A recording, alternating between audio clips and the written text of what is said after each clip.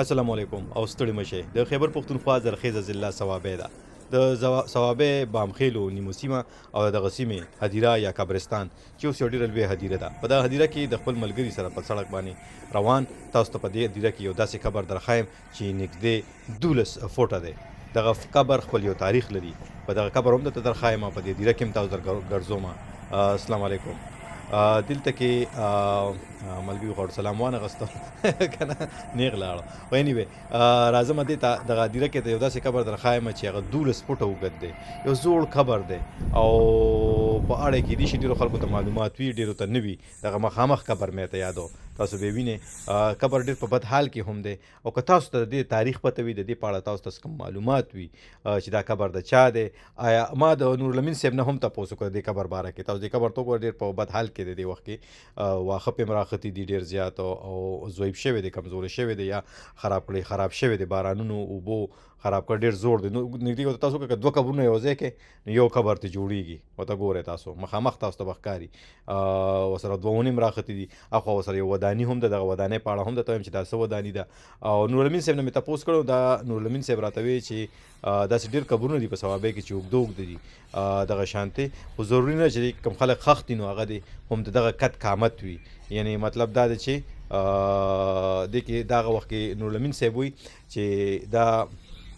کې دي شي دا هغه وخت کم وتلې خلکو دای قبرونه وي نو لکه څنګه چې کجو خان بابا قبر وګد دی مخامخ دغه وینه دی قبر تاسو وګوره داسې بره تاسو ته وګوره خو وګد قبر دی دغه ودانی وسره سرکاري ودانی ده او غیر چاپیر د ادیره دومره لوی شوی ده چې وسره چې کم نه دلته باختر مخ کې وړو ویل کېدل چې دلته کرکټ کو دا پیچ بم تاسو ته پکې ښکاری لغون ته معمولی غون ته ګوره تاسو ته پیچ ښکاری دلته به خلکو کرکټ کولې ماشومان خوس دا ځای چې کم دی نو مطلب هدیره لوی شوی ده نو خلک وته هغه شانتي نه راځي د لوبو د پر دې پیچ ته وګوره دا ویني تاسو تخکاری دغه پیچ ته د کرکټ پیچ ته نو دغه قبر مې ته خودل غوښتل که تاسو ته د قبر په اړه معلومات وي مخامخ دغه قبر دی تور قبر نشاته تاسو وینئ نږدې ویل کېږي چې 12 فوټه دی ما خو ځان سره پیته نه راوړی چې نه پې کومه خو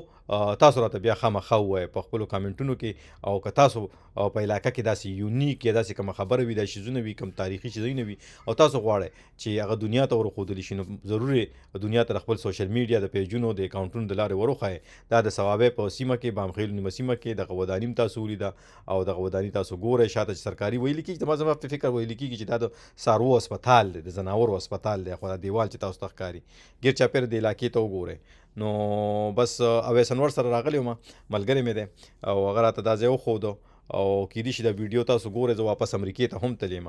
نو دا زړه ویډیو وي خو بیا هم تاسو یې درښایم نو هم د دې سره به زه وکیل خان تاسو نه اخلم اجازه تاسو چې چېرته هم یې بریالي اوسئ خوشحاله اوسئ ژوندي اوسئ ګړندي اوسئ او خپل نظرونه را سره خامخا شریک کړئ مو ویډیو د معلوماتو په غرض د لوی الله په امان